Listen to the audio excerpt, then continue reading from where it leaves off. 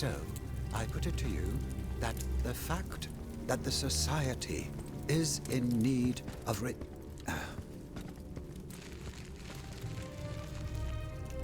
Monsieur de Mirabeau.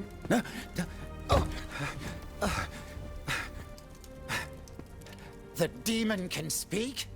Speak, then! Has my time come? I do not know. My life is in your hands.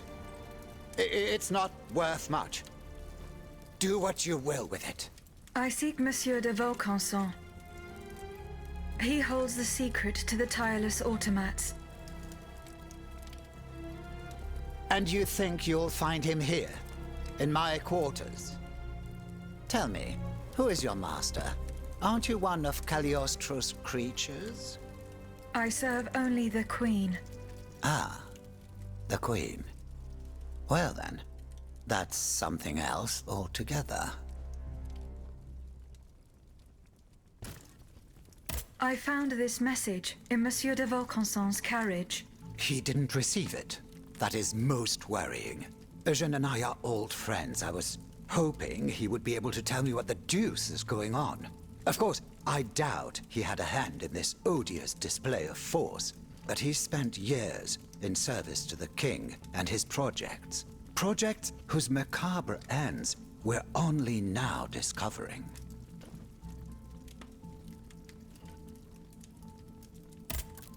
Where could Monsieur de Vaucanson have gone? How should I know? The situation is dire out there. Everyone is taking shelter wherever they can. Let me think. I know that he and Monsieur Bailly, the astronomer, are close. Perhaps Monsieur Bailly knows more? Where can he be found? He must have taken refuge in his observatory at the Louvre. Otherwise, I doubt he is still alive. He and his associate Lavoisier, the astronomer and the chemist, they were once the pride of the court, but have fallen out of favor. Too close to the common people, it would seem. It's as if only Vaucanson managed to stay in the king's good graces. Sic transit gloria mundi. Who is this Cagliostro? You feign ignorance. I do not know. Then you should know that Cagliostro is the king's right-hand man. He claims to be a magician, and he is a self-styled count. A charlatan who is more powerful than a minister. Precisely. I've heard the most troubling rumors about him. He's supposedly the one who enabled the king to breathe life into these killing machines that no key need wind. I admit it sounds highly improbable, and I wouldn't believe a word of it if I didn't have proof standing right before my eyes. Now that I think about it, as you can see, my servants have all abandoned me, and I will soon follow their lead. Those poor people hoped to escape the city while there was still time. À dire vrai, I fear I shall never see them alive again. Before she left, the housekeeper gave me this key. It opens the gate that leads to the Louvre, if you are foolhardy enough to attempt it. I found a note written by Eugène de Vaucanson. He mentions the death of the Dauphin at Meudon. What happened that night? How should I know? The child passed away at Meudon. I was in Versailles.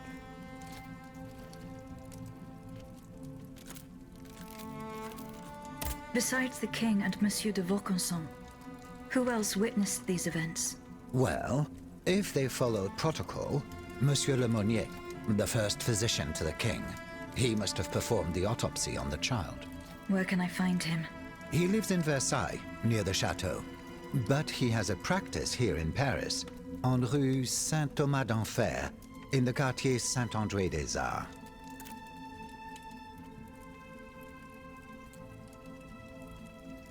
Eugène de Vaucanson told you nothing?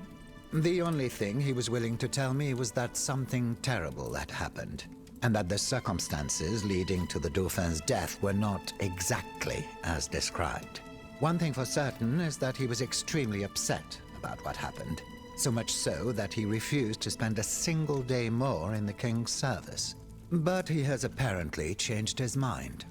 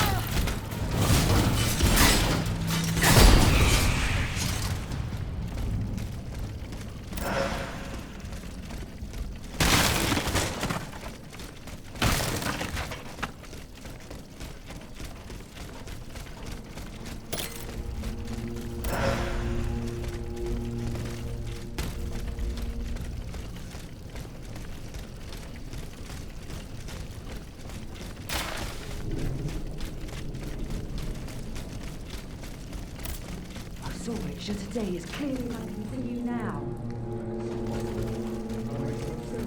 Do you think I've gone mad? Of course not. But how could Monsieur Balsamo make these machines obey him?